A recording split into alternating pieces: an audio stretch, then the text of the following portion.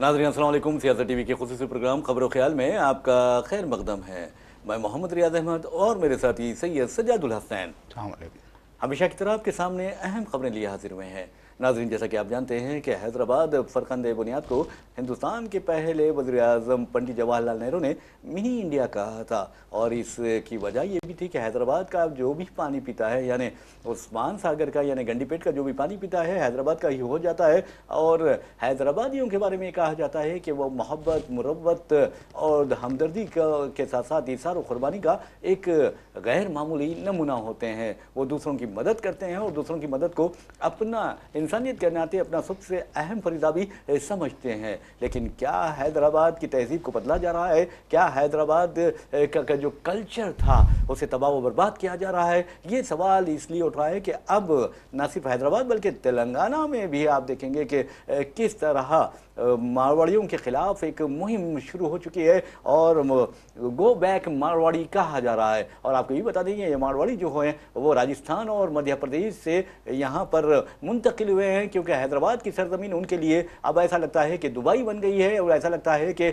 उनके लिए middle east और यूरोपियन कंट्री से ज़्यादा अहम हो गई है। ऐसे में मारवाड़ी बिरादरी पर यह इल्ज़ाम आयद किया जा रहा है, ख़ासतौर पर ताजरीन पर यह इल्ज़ाम आयद किया जा रहा है कि वो अब गैर गलत काम करते हैं, वो यानी लोगों को धोखा देते हैं और अहदेदारों की आंखों में धूल झोंक कर जो नकली माल है वो भी फ़रोख्त करते हैं, मिलावट शुदा माल फ़रोख्त करते हैं। इस तरह के इल्ज़ाम आयद किए जा रहे हैं मारवाड़ी बिरादरी पर, लेकिन मारवाड़ी बिरादरी ने इसकी तरदीद की है। लेकिन हैदराबाद में अगर सही तौर पर जाँच की जाए और ख़ास तौर पर आप देखेंगे बेगम मज़ार हो या फिर दूसरे इलाके हों, वहाँ पर अगर जाँच की जाए मुख्तलिफ शहर और शहर के मुज़ाफ़ती इलाकों में जो फैक्ट्रीज़ है उनमें जाँच की जाएगी तो पता चलेगा कि मिलावट शुदा जो चीज़ों की तैयारी में, अशिया की तैयारी में कौन मुलविस है और कौन मार्केट को तबाह व बर्बाद कर रहा है। नाज़रीन, आपको बता दूं कि अब उस्मानिया यूनिवर्सिटी जॉइंट एक्शन कमेटी ने भी मारवाड़ी गो बैक की जो मुहिम है उसकी तायद कर दी है और कहा कि आज हैदराबाद में हो या तेलंगाना में हो, अगर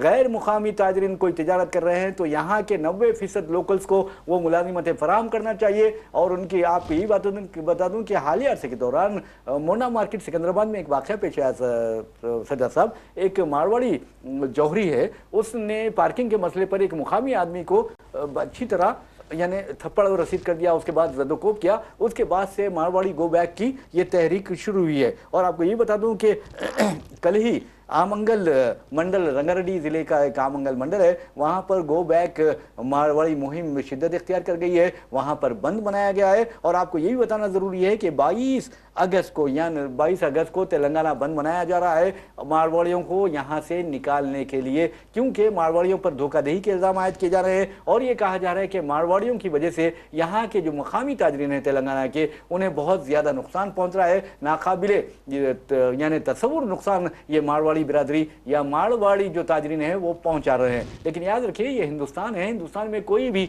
कहीं भी रह सकता है। और आप अंदाजा कीजिए कि बिहार के लोग हैदराबाद में पनाह लिए हुए हैं, यहाँ तक कि उत्तर प्रदेश के लोग हैदराबाद में पनाह लिए हुए हैं, महाराष्ट्र के लोग, सारा हिंदुस्तान हैदराबाद में पनाह लिया हुआ है, हैदराबाद ने उन्हें सिमेट लिया है। लेकिन कभी हैदराबादियों ने इस तरह की बात नहीं की। जबकि आप देखेंगे कि महाराष्ट्र में मराठी के नाम पर बैरूनी रियासत के जो लोग हैं उन्हें सताया जा रहा है, उन पर हमले किए जा रहे हैं। अब तो हाल ये हो गया है कि गुजरात वज़ीर-ए-आज़म नरेंद्र मोदी की रियासत जो है और अमित शाह की जो रियासत है, अब वहाँ पर ऐसा लगता है कि ये जो लोग हैं महाराष्ट्र के लोग वो अच्छी तरह समझ गए हैं कि ये हमारा हक खा रहे हैं, हमारे जो प्रोजेक्ट्स हैं वो गुजरात को मुंतकिल कर रहे हैं और सबसे ज़्यादा आमदनी जो हासिल होती थी महाराष्ट्र को वो ख़त्म हो रही है। तो महाराष्ट्र में भी अब मराठावाद का नारा लगाया जा रहा है। तो बहरहाल नाज़रीन, आपको बता दूं कि उस्मानिया सिटी जॉइंट एक्शन कमेटी के सदर कोत्तुपल्ली तिरुपति रेड्डी ने बंद का ऐलान करते हुए तेलंगाना के अवाम पर जोर दिया कि वो बंद को कामयाब बनाएं और मारवाड़ी ताजरीन जो हैं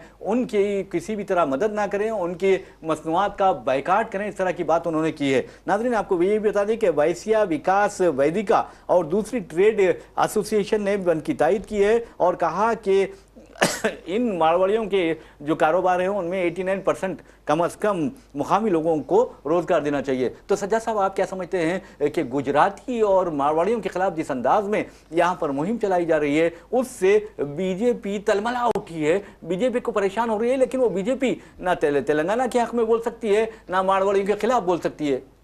देखिए, संजय जो पंडित संजय हैं जी। बीजेपी के लीडर, मरकज़ी वज़ीर, ममलिकती वज़ीर बंडी संजय ने खुल के एक बयान दिया था जब गो मारवाड़ी गो के नाम से जो है एक मुहिम छेड़ी गई थी हैदराबाद में। तो उन्होंने खुल के एक बयान दिया था, और बयान ये था कि मारवाड़ी का मतलब है बीजेपी, बीजेपी का मतलब है हिंदू, हिंदू का मतलब है हिंदुत्व। तो उन्होंने कहा था कि मारवाड़ी का मतलब है बीजेपी, बीजेपी का मतलब है हिंदुत्व। तो अगर आप मारवाड़ी को नुकसान पहुंचाएंगे तो आप हिंदुत्व को नुकसान पहुंचाने के मुतरादिफ काम करेंगे।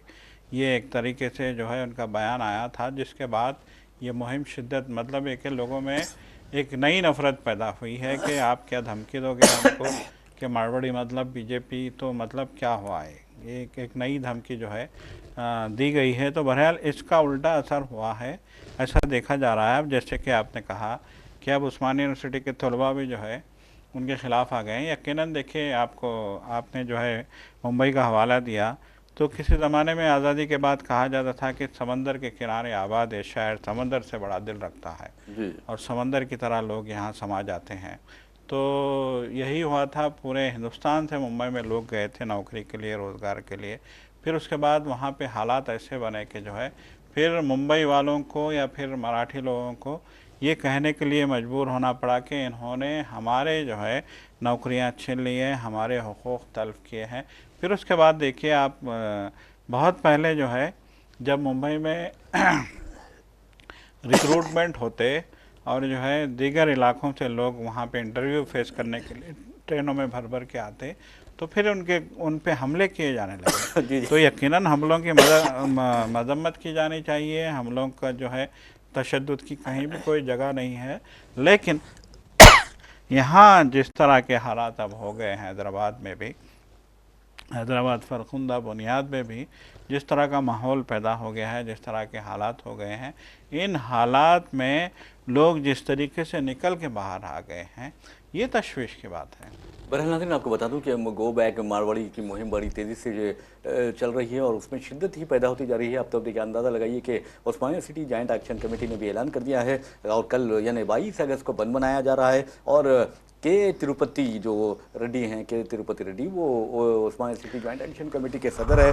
उन्होंने बंद का ऐलान करते हुए कहा कि मारवाड़ी जो ताजरीन हैं वो तेलंगाना के ताजरीन को धोखाबाजी की हिकमत अमली के ज़रिए नुकसान पहुंचा रहे हैं, उन्हें तबाह व बर्बाद कर रहे हैं। उन्होंने ये भी कहा कि तेलंगाना पुलिस भी अच्छी तरह जानती है कि मारवाड़ी जो ताजरीन है किस तरह अवाम का इस्तेसाल कर रहे हैं और किस तरह की सरगर्मी में मुलविस हैं, और उन पर तेलंगाना पुलिस भी अच्छी तरह नज़र रखी हुई है। और उन्होंने ये भी कहा कि पहले तो आंध्रा वालों ने तेलंगाना वालों को लूटा, अब मारवाड़ी तेलंगाना वालों को लूट रहे हैं और हम इसकी इजाज़त नहीं देंगे। तो बहरहाल दूसरी तरफ आपको बता दूं कि तेलंगाना क्रांति दल के जो सदर हैं शेखर रेड्डी पृथ्वीराज, उन्होंने गुजराती और राजस्थानी जो ताजरीन हैं उनकी मदद ना करने और उनकी मसनूआत का बाइकाट करने की अपील की है। तो बहरहाल नाज़रीन, आपको बता दूं कि जहां तक गुजरातियों का सवाल है, गुजरातियों से खुद महाराष्ट्र के लोग परेशान हैं। आखिर क्यों परेशान हैं आप अच्छी तरह जानते हैं। यहाँ मजहब का मामला नहीं है, बल्कि यहाँ रोजगार का मामला है, यहाँ पर तिजारत का मामला है और यहाँ पर दयानतदारी और धोखेबाजी का मामला है। क्योंकि आप देखेंगे कि अगर कोई ताजिर धोखेबाजी करता है या फिर अपने मफादात के लिए लोगों को नुकसान पहुंचाता है, ताजरीन बिरादरी को नुकसान पहुंचाता है, तो यहाँ पर मजहब नहीं देखा जाता है और ना देखा जाना चाहिए, बल्कि मफादात को देखा जाना चाहिए। और तेलंगाना के मफादात सबको अजीज होनी चाहिए। आप अंदाजा कीजिए कि खुद उस्मानिया सिटी जॉइंट एक्शन कमेटी के सरबराह कह रहे हैं कि जिस तरह आंध्रा वालों ने तेलंगाना को लूटा, अब वो तो चल जा चुके हैं, रियासत तेलंगाना बन चुकी है, लेकिन अब मारवाड़ी तेलंगाना को लूट रहे हैं। तेलंगाना क्रांति दल के सदर शेखर रेड्डी पृथ्वीराज ने गुजराती और राजस्थानी ट्रेडर्स के खिलाफ इंतबा भी दिया है और कहा कि आप इनकी मसनूआत का बाइकाट करें। तो बहरहाल नाज़रीन, आपको ये बताना जरूरी है कि बीजेपी हो या बंडी संजय हो या कोई और संजय हो, अगर वो तेलंगाना के मफाद में बात करते हैं तो फिर तेलंगाना के अवाम को उन्हें जोरदार यानी सबक सिखाना चाहिए और ये सबक ऐसा हो कि वो दोबारा सर ना उठा सके। तो बहरहाल आपको ये भी बताना जरूरी है कि किस तरह उस्मानिया सिटी जॉइंट एक्शन कमेटी हरकत में आई है। और जब भी उस्मानिया सिटी के तलबा ने सज्जाद साहब किसी सरगर्मी में हिस्सा लिया, वो यकीन मानिए कि वो सरगर्मी शिद्दत इख्तियार कर गई और जब भी इन्होंने किसी तहरीक में हिस्सा लिया वो तहरीक कामयाब हो गई। तो बहरहाल नाज़रीन, एक और खबर की जानिब चलते हैं। उस खबर का ताल्लुक कई सवालात से है। आप अच्छी तरह जानते हैं कि सोहराबुद्दीन शेख, उनकी अहलिया कौसर बी का किस तरह कत्ल किया गया। और आप ये भी अच्छी तरह जानते हैं कि हैदराबाद को उन्हें लाया गया था, हैदराबाद में कौन लाया आप ये भी अच्छी तरह जानते हैं। और आज वो मर खप गया है, उसके बारे में हम क्या कहें। तो बहरहाल नाज़रीन, उसे लाया गया, उन दोनों जोड़े को लाया गया है, दावत दी गई ये कहा जाता है, और झूठी दावत के जरिए उन्हें हैदराबाद लाया गया और हैदराबाद लाकर फिर उन्हें गिरफ्तार कर लिया गया। खुद आंध्र प्रदेश, मुत्तहिदा आंध्र प्रदेश के पुलिस वाले भी उसमें शामिल थे और गुजरात पुलिस भी उसमें शामिल थी। उसके बाद आप देखेंगे कि सोहराबुद्दीन शेख का कत्ल हो जाता है, इनकाउंटर हो जाता है और सीबीआई कहती है, इवन सीबीआई ने 30,000 सफ़ात पर मुश्तमिल एक चार्जशीट दाखिल की थी सज्जा साहब, जिसमें हमारे मौजूदा वज़ीर दाखिला अमित शाह का नाम भी मौजूद था। उस वक्त अमित शाह रियासती वजीर दाखिला के ओहदे पर फायज थे। तो आपको बता दूं कि उस जोड़े को इंतहाई बेदर्दी से कत्ल कर दिया गया और खुद हुकूमत गुजरात ने सीबीआई से कहा था कि ये फेक इनकाउंटर था। लेकिन उसके बाद जितने भी मुलजिमीन यानी अमित शाह से लेकर और 14 पुलिस अहदेदारों के नाम उसमें शामिल किए गए थे चार्जशीट में, लेकिन सब बाइज्जत बरी हो गए। फिर इनका कत्ल जो हुआ तो कातिल कौन था आज तक नहीं मालूम हो सका। और एक अहम बात आपको बता दूं कि कौसर के साथ ये कहा जाता है कि हैदराबाद के एक मुकाम पर रखकर उनकी इज्तिमाई इस्मत रेजी भी की गई और फिर उन्हें गुजरात लाया गया, वहां कत्ल किया गया और उसी की लाश को जिंदा जला दिया गया ताकि सबूत मिट जाएं। तो आप अंदाजा कीजिए कि ये कोई मामूली कातिल नहीं होते बल्कि सियासी कातिल भी इसमें शामिल थे। इस तरह के इल्जाम आयद किए गए थे और अमित शाह को इस केस में 2011 में यानी गिरफ्तार करके 13 दिन तक साबरमती जेल में रखा गया था। अमित शाह ने उस वक्त इस्तीफा भी दे दिया था। और आपको ये बता दूं कि जब उनको शहर बदर कर दिया गया था, बंबई में इस केस की समाअत हो रही थी, जस्टिस लोया अमित शाह के खिलाफ फैसला सुनाने वाले थे और ये तारीख है। जस्टिस कोलसा जो है वो भी उन्होंने ये भी बात कही है। तो बहरहाल जस्टिस लोया को यानी फैसला सुनाने से कबल ही कत्ल कर दिया गया। लेकिन कहा गया है कि तबई मौत है, नेचुरल डेथ है। लेकिन आप देखेंगे कातिल जो गुजरात के जो खसाई, आप अंदाजा कर सकते हैं कि मुस्लिम कुछ फसादात में जिनका किरदार रहा है उन्हें हम खसाई कह सकते हैं। तो बहरहाल किस तरह इस केस को ढांपा गया, किस तरह बचाया गया और उसके बाद देखेंगे कि चिदम्बरम को फंसाया गया यानी जेल पहुंचाया गया, क्योंकि अमित शाह को उन्होंने मरकजी वजीर दाखिला रहते हुए अमित शाह जेल गए थे 13 दिन के लिए और चिदम्बरम यानी बाद में चिदम्बरम जब हुकूमत गई कांग्रेस की तो उन्हें भी जेल में फंसाया गया। लेकिन हम ये क्यों कह रहे हैं आपसे, इसलिए कह रहे हैं कि अमित शाह अब 3 बिल्स पेश कर रहे हैं पार्लियामेंट में और वो पार्लियामेंट में ये बिल है, आप हंसेंगे क्योंकि जब भी कोई तवज्जो हटानी होती है तो अमित शाह या मोदी कुछ ऐसे काम कर जाते हैं जिससे आवाम की तवज्जो हट जाती है। अब चूंकि वोट चोरी का पूरे सबूत और शवाहिद मिल चुके हैं और राहुल गांधी हीरो बनते जा रहे हैं, ऐसे में अमित शाह ने यह ऐलान कर दिया है कि वो 3 बिल पेश करेंगे। एक तो government of union territories amendment bill 2025 और दूसरा आपको बता दूं the constitution 130th amendment bill 2025 और तीसरा जो बिल है वो the Jammu and Kashmir reorganisation amendment bill 2025। इसके तहत आपको बता दूं कि कोई वज़ीर आज़म अगर संगीन फौजदारी मुकदमे में या इल्ज़ामात के तहत कम से कम 5 साल की सज़ा पाता है और 30 दिन हिरासत में गुजारता है, जेल में गुजारता है, तो 31वें दिन उसे ओहदे से मुस्तफ़ी होना पड़ेगा। इसी तरह चीफ मिनिस्टर भी कोई ऐसा होता है तो उसे भी 30 दिन के बाद यानी 31वें दिन अपना ओहदा छोड़ना पड़ेगा। कोई मरकजी वजीर हो या रियासती वजीर हो या कोई भी हो या चीफ मिनिस्टर हो, उसे भी 31वें दिन में अपना ओहदा छोड़ना पड़ेगा। तो इसका मतलब यह है कि अमित शाह और जो मोदी की टीम है वो चाहती है कि अपोजिशन ज़ेर इख्तियार रियासतों में इस बिल्स का इस्तेमाल करते हुए एक नया खेल खेला जाए। सज्जा साहब क्या कहते हैं? यकीनन देखें, ये साफ जाहिर हो रहा है कि जो है किसी को टारगेट करने के लिए, अपने सियासी मफादात के लिए एक मनसूबाबंद जो है तरीके से इस बिल को पार्लियामेंट में पेश किया जा रहा है। बहुत ही तशवीश की बात है। देखिए, चाहे वो CAA की बात करें हम, चाहे वक्फ बिल की बात करें, चाहे आर्टिकल 370 की बात करें या फिर जो है किसानों के कानून की बात करें, जितने भी मोदी हुकूमत ने बिल लाए हैं बहुत मनसूबाबंद तरीके से बिल लाए हैं और इन बिलों, इन कानूनों से आवाम का फ़ायदा क्या हुआ है कोई नहीं जानता।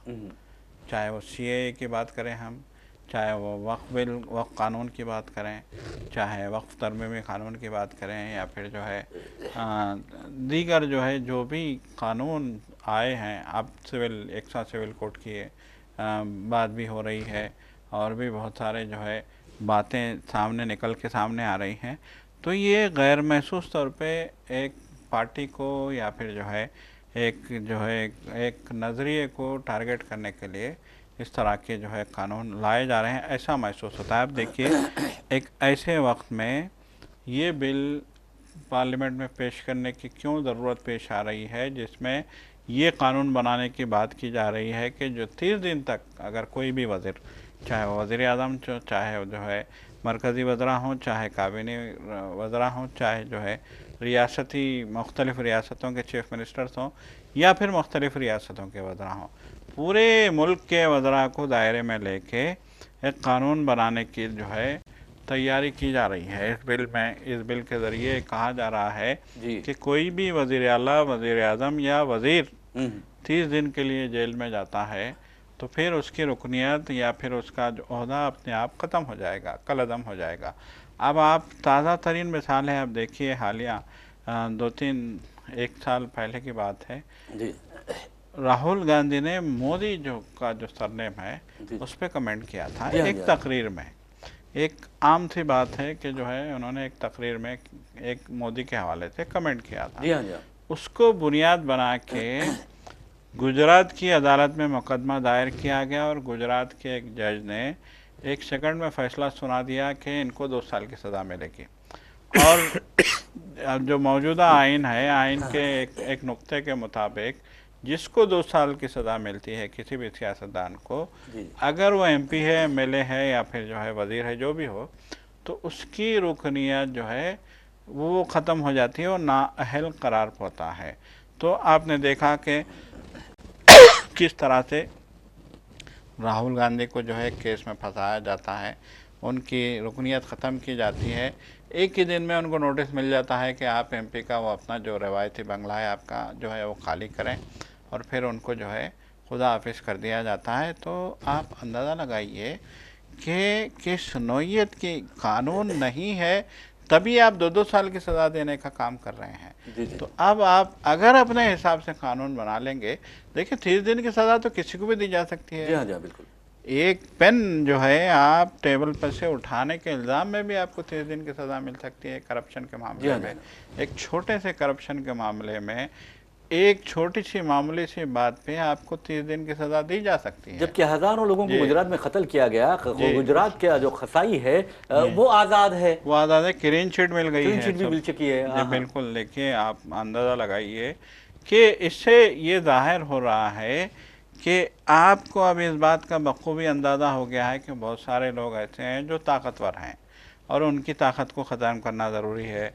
जैसे कि स्टालिन हैं, जैसे कि जो है झारखंड के वज़ीर आला हैं, जैसे कि जो है दीगर रियासतों के रेवंत रेड्डी हैं तेलंगाना के, और आंध्र प्रदेश के चीफ मिनिस्टर भी हैं चंद्रबाबू नायडू। हो सकता है उनको भी ब्लैकमेल करने का जो है मंशा हो।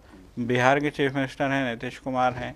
तो ये सारे मतलब एक जम्मू कश्मीर के चीफ मिनिस्टर हैं उमर अब्दुल्ला, जो बार बार कह रहे हैं कि जम्मू कश्मीर को रियासत का दर्जा दिया जाए।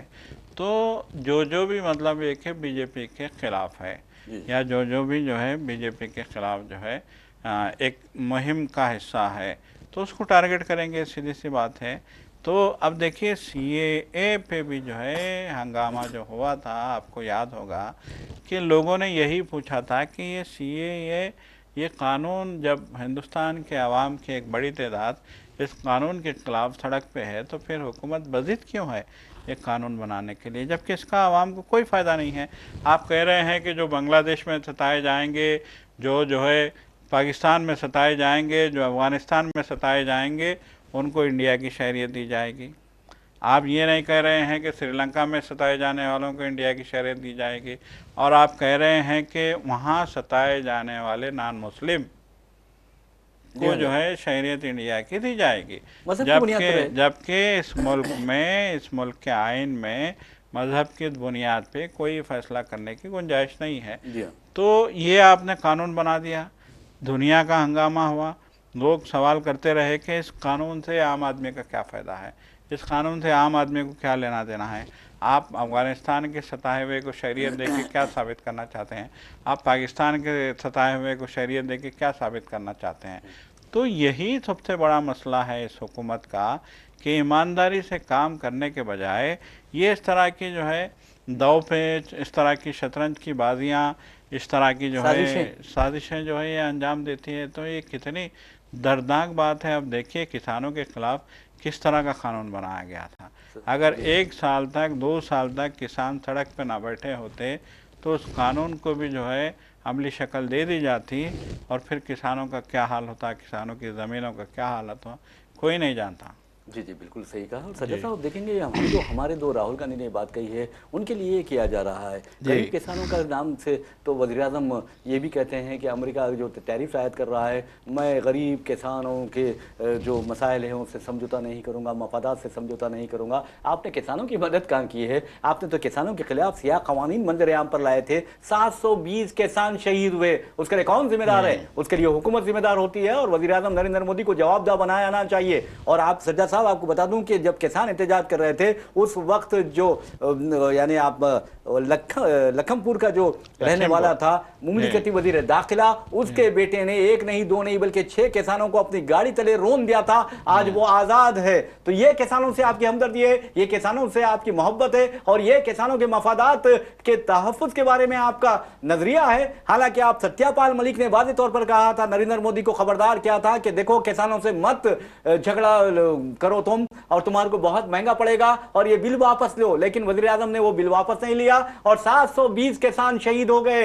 720 कोई मामूली बात नहीं है। अगर बीजेपी के 720 वर्कर्स या आरएसएस के 720 वर्कर्स मारे जाते तो वजीर आजम का रद्देमल क्या होता, वो सोचने वाली बात है। तो किसानों की जिंदगी के आपके सामने कोई अहमियत नहीं है क्या? किसानों के खानदानों की कोई आपके सामने अहमियत नहीं है, कदर मंजिलत नहीं है? ये सवाल किया जाना चाहिए। तो बहरहाल नाज़रीन, आपको हम हैदराबाद ले चलते हैं और हैदराबाद का जो international Rajiv Gandhi international airport है, वहां पर आपको बता दूं कि पिछले 6 वर्षों के दौरान तकरीबन 240 करोड़ रुपए का सोना जब्त किया गया, जो स्मगल किया गया था दुबई से और दूसरे मुकामात से। और आपको ये बताना है कि कौमी सतह पर 2019 और 2025 के दौरान 10,619 किलोग्राम सोना स्मगल किया गया। और ईडी ने, यानी जो आप देखेंगे कि जो हमारी तहकीकाती एजेंसी है उसने उसे जब्त कर लिया। तो कहने का मतलब यह है कि ये बहुत बड़ी बात है। और दूसरी अहम बात आपको ये बताना है कि मुल्क के मुख्तलिफ एयरपोर्ट्स पर जो धावे किए जाते हैं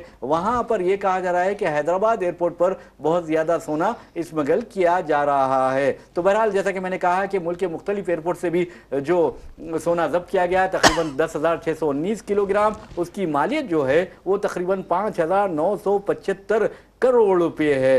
नाज़रीन, आपको बता दूं ये बात मरकजी मुमलिकती वज़ीर फ़िनांस पंकज चौधरी ने राज्यसभा को बताई है और कहा कि 413 किलोग्राम सोना हैदराबाद के राजीव गांधी इंटरनेशनल एयरपोर्ट से जब्त किया गया। और ये जब्तगी डायरेक्टोरेट रेवेन्यू इंटेलिजेंस DRI ने की है। इस सिलसिले में तकरीबन 5,700 लोगों को गिरफ्तार किया गया। और आप देखेंगे कि जो कन्विक्शन रेट है वो बहुत ही कम है। 16 लोगों को कातिल करार दिया गया, खाती करार दिया गया। ये बताइए कि क्या जो है आप करने जा रहे हैं, क्या आप करना चाहते हैं, क्या आपका मंशा है? ये इससे साफ जाहिर होता है कि आप कैसे जो है सोना पकड़ने के नाम पे जो है यकीनन इस बात से इनकार नहीं किया जा सकता कि जो है सोने की बड़े पैमाने पे स्मगलिंग हो रही है। जी। आज जो है मार्केट की सबसे बड़ी ज़रूरत सोना बन गया है। जी। जब से जो है इन्फ्लेशन जैसे हालात पैदा हो रहे हैं, अफराद दर की शरह गिरने लगी है, रुपए की कदर में कमी आई है, सोने की कीमतें आसमान से बातें कर रही हैं, 1 लाख रुपया तोला सोना हो गया है। तो उस वक्त से ही लोग जो है सरमायाकारी के लिए सोने को एक बेहतरीन जो है ज़रिया समझते हैं। और जब सरमायाकारी की बात आती है, सोने को बेहतरीन ज़रिया करार देकर जो है सोने में सरमायाकारी करने के लिए जब लोग तो राग़िब होते हैं तो फिर जो है इसका डिमांड बढ़ता है अपने आप। तो जैसे ही डिमांड बढ़ता है तो फिर इसकी स्मगलिंग भी जो है में भी इजाफा हो जाता है। तो यकीनन देखिए हमेशा से हैदराबाद एयरपोर्ट से ये खबरें आती रहीं। देखिए, सबसे ज़्यादा फ़्लाइट्स हैदराबाद एयरपोर्ट से दुबई के लिए चलती हैं। जी हाँ, जी हाँ। सबसे रोज़ाना यौमिया 2 से 3 फ़्लाइट दुबई जाती हैं हैदराबाद से, और उतनी ही तादाद में हैदराबाद आती भी हैं दुबई से फ़्लाइट, और सबसे बड़ी तादाद में लोग दुबई सफ़र करते हैं।